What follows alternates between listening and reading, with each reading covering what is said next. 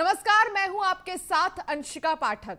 अब बात है कबूलनामे की। दरअसल धर्मांतरण को लेकर जो बातें सामने आ रही हैं, अब उसमें तमाम खुलासे हो रहे हैं। धर्मांतरण रैकेट चलाने के आरोप में गिरफ्तार उमर गौतम के कई पुराने वीडियो सामने आए हैं, जिसे देखकर किसी के भी रोंगटे खड़े हो जाएंगे। आप भी सोचने पर मजबूर हो जाएंगे कि कहीं आपका खुद का बच्चा तो इसकी जद में नहीं है। दरअसल खुद उमर गौतम एक इस्लामिक दावा सेंटर जामिया दिल्ली में उसने करीब 1000 लोगों के धर्मांतरण संबंधी डॉक्यूमेंट जारी किए हैं। बताया जा रहा है कि इस्लामिक दावा सेंटर में महीने में औसत 15 से ज्यादा लोगों का धर्मांतरण डॉक्यूमेंट किया जाता है। यूपी पुलिस के मुताबिक उमर गौतम ने कबूल किया कि इस्लामिक दावा सेंटर में इंग्लैंड, सिंगापुर, पोलैंड तक में धर्मांतरण का काम होता है। लोगों के इस्लाम कबूल करने से अल्लाह का काम हो रहा है। उमर गौतम के कबूलनामे का वीडियो सामने आने से धर्मांतरण मामले में बड़ा खुलासा हो रहा है। गौरतलब है कि बीते 20 जून को यूपी एटीएस ने कमजोर और सीमांत वर्गों के हिंदुओं के धर्मांतरण कराने वाले एक रैकेट का खुलासा किया।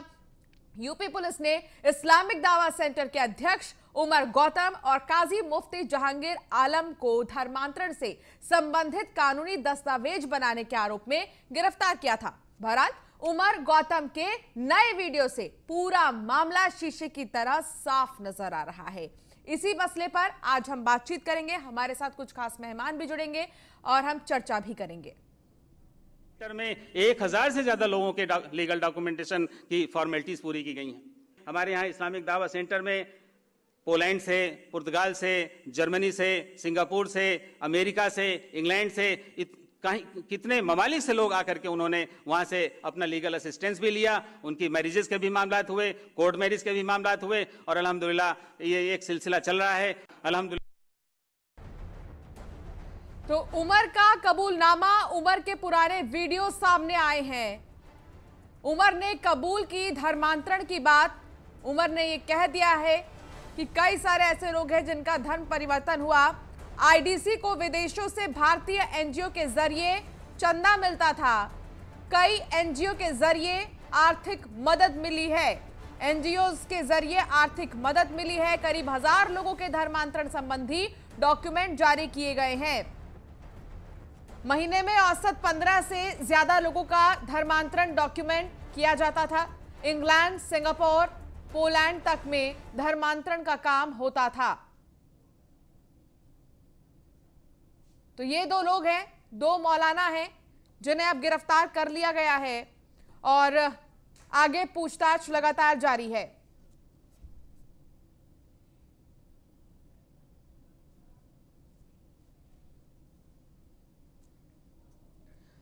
तो हमारे साथ कुछ खास मेहमान जुड़े हैं इसी मुद्दे पर चर्चा करने के लिए। हम उनका परिचय करा देते हैं। भारतीय जनता पार्टी के प्रवक्ता राघवेंद्र सिंह हमारे साथ जुड़े हैं।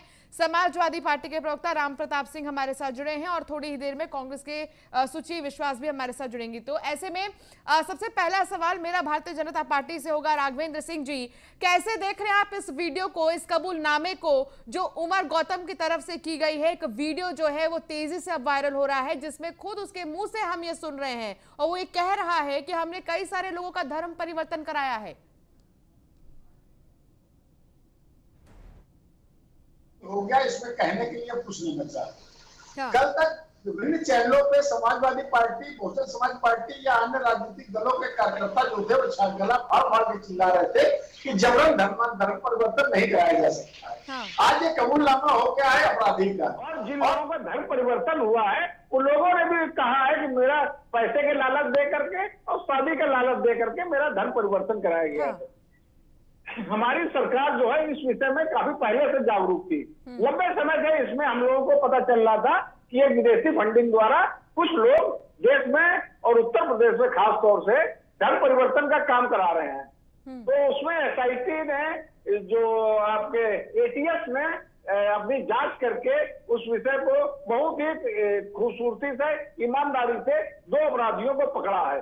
इसमें जो है उत्तर प्रदेश के विभिन्न जगह पर बहुत ही योजनाबद्ध तरीके से मूक बधिरों को, नाबालिग बच्चों को और बहुत लोगों को धर्म परिवर्तन कराया गया है। हाँ। जैसा कि अभी आपने अपने रिपोर्ट में बताया कि 1000 लोगों का धर्म परिवर्तन उन्होंने खुद स्वीकार किया है। ये लोग लंबे समय से इस प्रकार की गतिविधियां करते रहे हैं। हमारी सरकार इस विषय को लेकर काफी सख्त है, इनके खिलाफ सख्त से सख्त कार्रवाई की जाएगी और इनके जो है संपत्तियां तक जब्त की जाएंगी। अंशिका जी बिल्कुल, चलिए ठीक है, मैं आपके पास दोबारा लौटूंगी। हमारे साथ राम प्रताप सिंह भी जुड़े हैं, समाजवादी पार्टी के प्रवक्ता।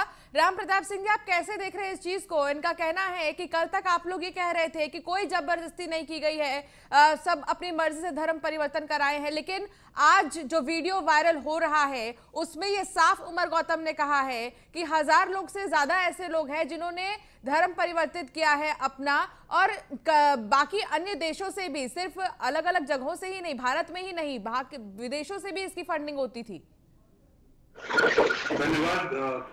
मैं ऐसे आउटसेट ये क्लियर करना चाहता हूं कि कॉन्स्टिट्यूशन ऑफ इंडिया में under right to freedom of religion में बड़ा क्लियरली इंश्राइंड है कि किसी को भी फोर्सफुली अगर कन्वर्ट किया जाता है तो that's a criminal offence and the government of the day has to take action against it. तो अगर ये जो भी सज्जन है, जो उमर या व्हाटएवर, इन्होंने इनका कोई वीडियो वायरल हुआ है तो that has to be investigated and strict action. जो हमारे बीजेपी के प्रवक्ता कह रहे थे कि उन्होंने पुलिस ने स्ट्रिक्ट एक्शन लिया है तो बहुत अच्छा और तारीफ काबिल है। तो कॉन्स्टिट्यूशन ऑफ इंडिया में जो चीज इंस्ट्राइंड है उसके अगेंस्ट तो कोई इस देश का कोई व्यक्ति जा ही नहीं सकता।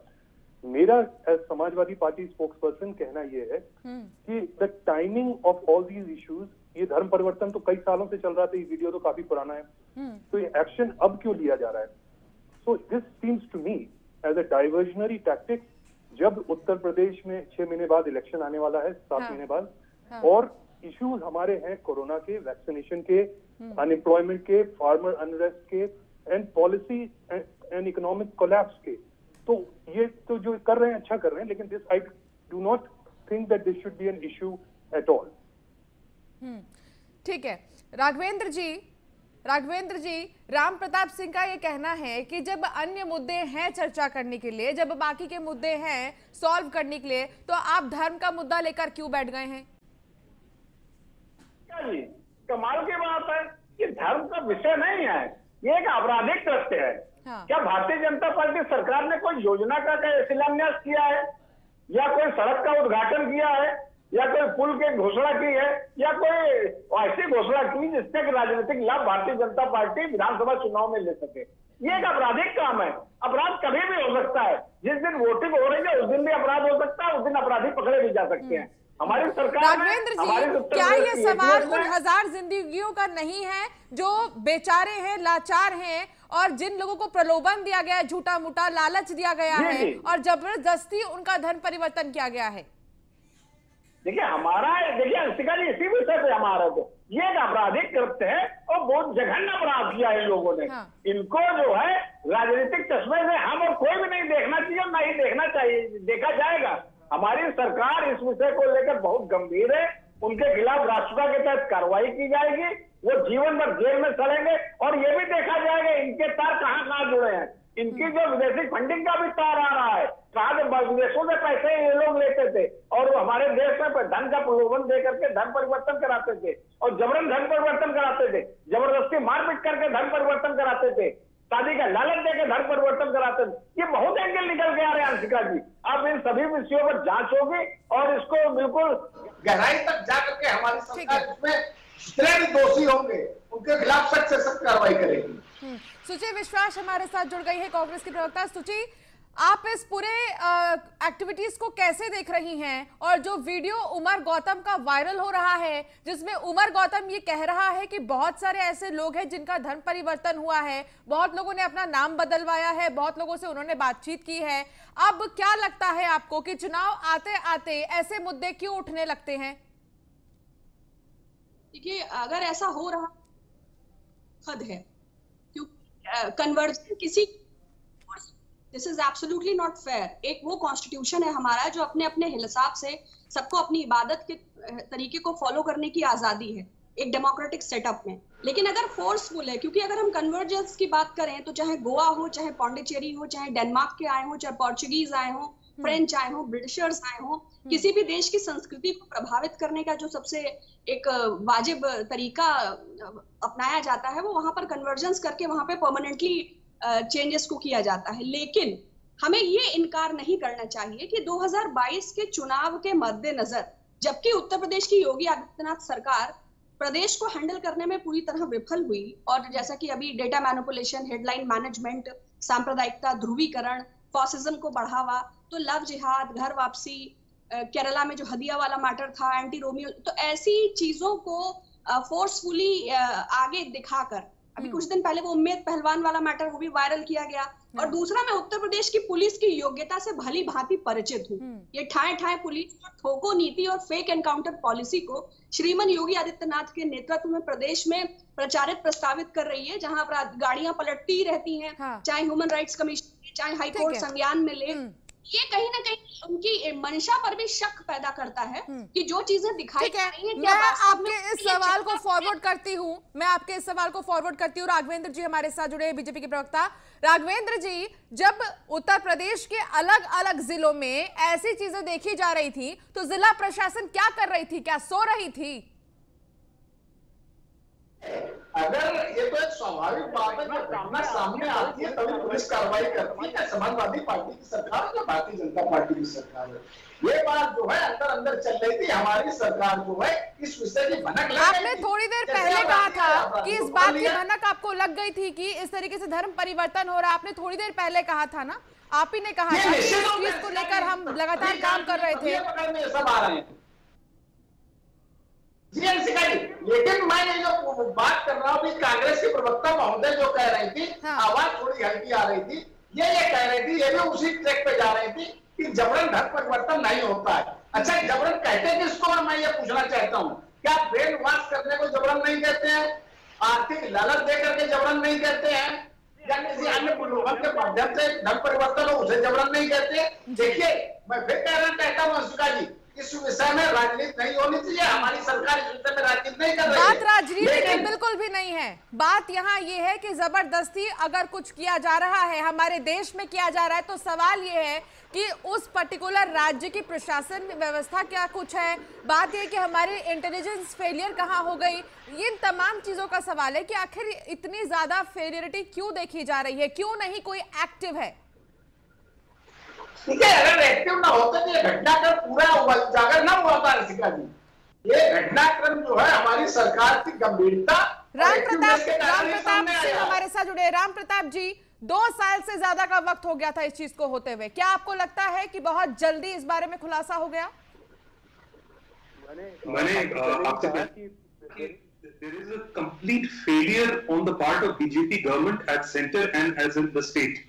That it's not just this issue. You look at any issue, there are constantly, problems have been happening on the law and order front, and it takes them a lot of time. I don't know what is the reason. Sometimes their own politicians are involved, and some of them have been convicted in heinous crimes like rapes and all. So there is a complete failure of governance, as I would say. Ram Pratap जी, मतलब पूरा ये समझिए कि सरकार का failure है मेरे हिसाब से। और अगर ये जांच की बात कर रहे हैं तो आज मैं एक सवाल करना चाहूंगा आपके माध्यम से बीजेपी सरकार से कि देश में रोज 52 किसान आत्महत्या करते हैं और 3000 किसान जो है किसी न किसी कारण से खेती से निकलकर मजदूरी में पहुंच जाते हैं। क्या इस पे जांच होना जरूरी नहीं है? अब ये कब इसके लिए 4 साल वेट करेंगे तब जब दसियों लाखों किसान और मर चुके होंगे? तो ये जो इनका पैरालिसिस और फेलियर है उसको हम क्वेश्चन कर रहे हैं और इसका जो है इन सरकार में होते हुए इनको उसको इसका जवाब देना पड़ेगा। दे हैव टू बी जवाबदेही इनकी बनती है। जवाब आवाज नहीं आ रही है, प्लीज जरा थोड़ा इंडिकेट कर दीजिए क्या विषय कह रहे हैं। राम प्रताप जी का ये कहना है कि अगर इस तरीके से फेलियर देखा जा रहा है तो जवाबदेही सरकार की होनी चाहिए कि यहाँ की कानून व्यवस्था क्यों नहीं एक्टिव है, यहाँ की इंटेलिजेंस एजेंसीज क्यों नहीं एक्टिव है। केंद्र और राज्य सरकार दोनों को ही जवाब देना होगा। नहीं, बिल्कुल मैं इस बात का जवाब दे चुका हूँ। हमारी सरकार अगर एक्टिव ना होती तो विषय सामने नहीं आता। एक विषय मैं और कहना चाहता हूँ अंशुका जी, भारतीय जनता पार्टी का ये चुनाव मुद्दा नहीं है, ना ही इस प्रकार के हल्के राजनीतिक विषयों को लेकर के चुनाव में जाएगी। चुनाव में हम लोग अपने सुशासन और विकास के विषय को लेकर के जाएंगे। लेकिन इस प्रकार की बातें जरूर समाज में चर्चा का विषय रहती है। हमें याद है समाजवादी पार्टी की जब सरकार है तो मुलायम सिंह यादव को इटावा में जहाँ जन्मदिन मनाया जा रहा था, वही मुजफ्फरनगर में दंगे हो रहे थे, 70 से ज्यादा लोगों की हत्याएं हो गई थी और 5000 लोग वहां से भाग गए थे। पूरा समाजवादी पार्टी सरकार में 150 से ज्यादा बड़े दंगे हुए थे और ऐसा कोई सत्ता नहीं जाता था जिस दिन दंगे नहीं होते। समाजवादी पार्टी सरकार ने उत्तर प्रदेश में अराजकता का राज कायम कर रखा था पूरे उत्तर प्रदेश। ठीक है, मैं इसका जवाब लूंगी राम प्रताप जी से, मैं इसका जवाब लूंगी, लेकिन हमारे साथ मोहम्मद मतीन खान मुस्लिम स्कॉलर जुड़ गए हैं, इनसे भी सवाल ले लेते हैं। मतीन खान जी, मैं ये सीधा सवाल आपसे पूछना चाहती हूँ कि क्या ये कहीं लिखा है कि जबरदस्ती, इस्लाम में क्या ये कहीं लिखा है कि जबरन धर्म परिवर्तन कराया जा सकता है? मुझे तो लगता है कहीं नहीं लिखा है और ये गलत है ऐसा करना। आप असल में मैं वाकया बयान करूं या क्या करूं, मैं समझ में नहीं आ रहा है कि जबरन धर्म परिवर्तन वो भी 1000 लोगों का, ये तो हिटलर शाही निजाम को भी चैलेंज कर रहा है। ये तो भाई ये तो सुनने और समझने में बात आना चाहिए ना कि 1000 लोग, जब यूपी में योगी आदित्यनाथ की सरकार है और उस वक्त जो है 1000 लोगों का धर्म परिवर्तन कर दिया जा रहा है, वो भी जबरन डंडे की चोट पर। यानी कि शासन और प्रशासन, शासक जो हैं वो बिल्कुल नाकारा नाअहल लोग हैं कि उनको हुकूमत चलाने का तजुर्बा नहीं है। वो कुछ भी मामला जो है कंट्रोल ही नहीं कर पा रहे हैं। क्या ये व्यवस्था है? 1000 लोगों का जो हिंदुत्व के नाम पर जो सरकार बनी है, उस हिंदुत्व के नाम की सरकार जो है वो लोगों को कंट्रोल नहीं कर पा रही है। उनके लोगों को इतना प्रताड़ित किया गया कि वो 1000 लोग जो हैं वो मुसलमान हो गए। अरे वाह वाह वाह वाह, बड़े बात है ये तो। राघवेंद्र जी, की बात है 1000 लोगों का जबरन धर्म परिवर्तन जो किया गया है उसको सरकार कंट्रोल ही नहीं कर पा रही है। 1001 भी नहीं हुए, 999 भी नहीं हुए, 1000 का आंकड़ा। यानी कि पुलिस प्रशासन, IB, CBI और CID और इंटेलिजेंस और सारा मुहकमा सब खामोश बैठ गया। और विदेशों से फंडिंग हो रही थी, यानी कि विदेशों से सरकार फंडिंग हो रही थी, इस बारे में भी नहीं जानकारी जुटा पाए। के मामले में आ जाइए आप,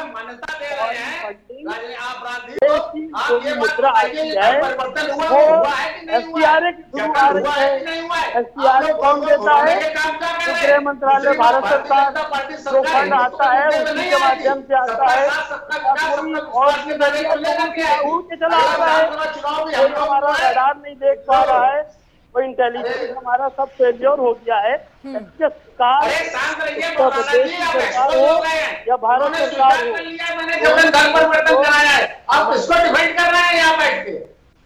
अरे किसको डिफाइन कर रहे हैं? वो जब एक बार उनका ये सवाल है राघवेंद्र जी कि अगर 1000 लोगों का, अगर 1000, एक सेकेंड मुझे बोलने दीजिए, एक सेकेंड। उनका ये कहना है कि अगर 1000 लोगों का धर्म परिवर्तन किया गया 2 साल में, तो 2 साल बाद अब पता चल रहा है कि 1000 लोग का धर्म परिवर्तन किया गया। क्या उन लोगों के नाम आपके पास हैं?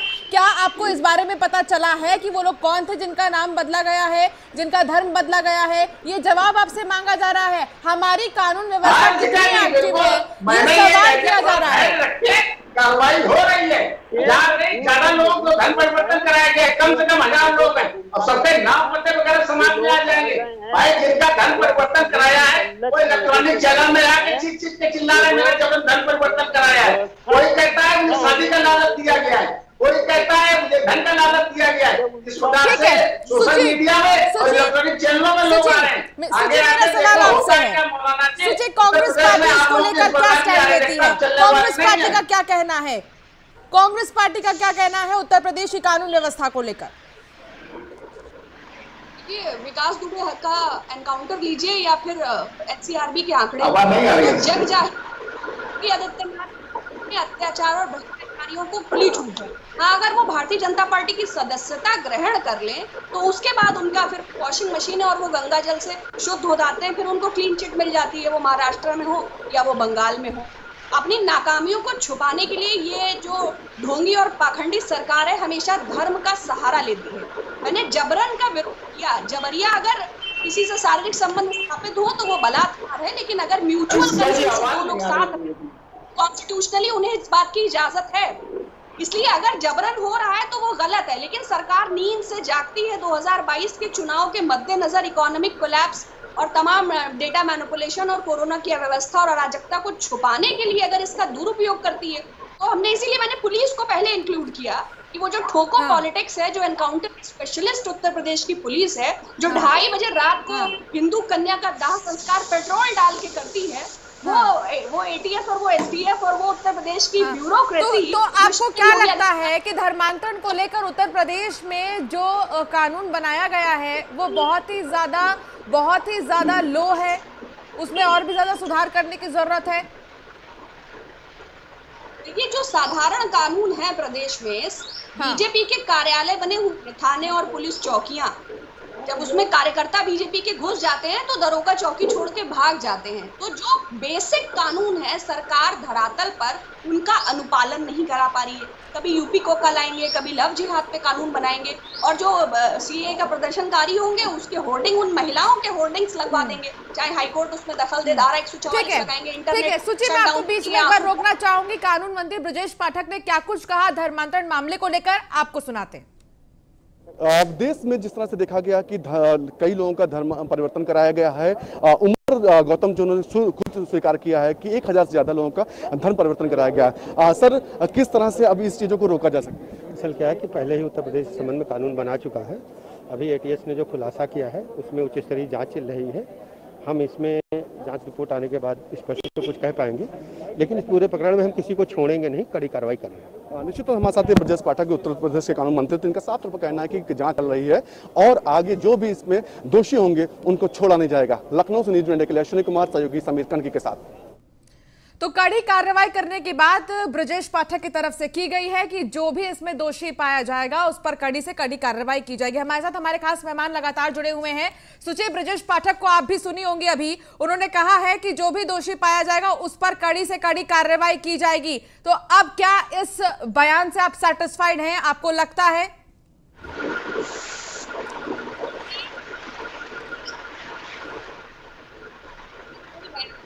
दोषियों पर कार्यवाही की जाएगी, भले ही वो बंसल हत्याकांड के दोषी हो, तो एक ही बयान कार्यवाही की जाएगी। लोकतंत्र का मान रखेंगे, संवाद की गरिमा रखेंगे। और होता क्या है, जब झूठ बोलने की नौबत आती है, ना कोई घुसा है ना कोई घुसी है।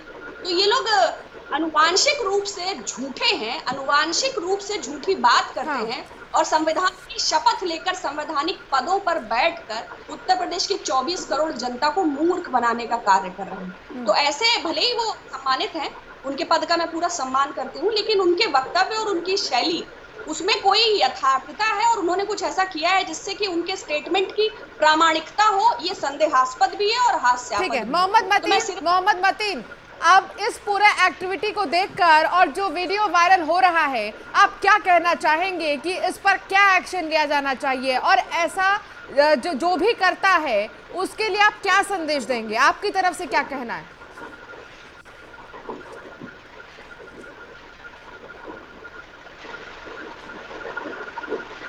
मोहम्मद मतीन, क्या अब तक हमारी आवाज पहुंच रही है?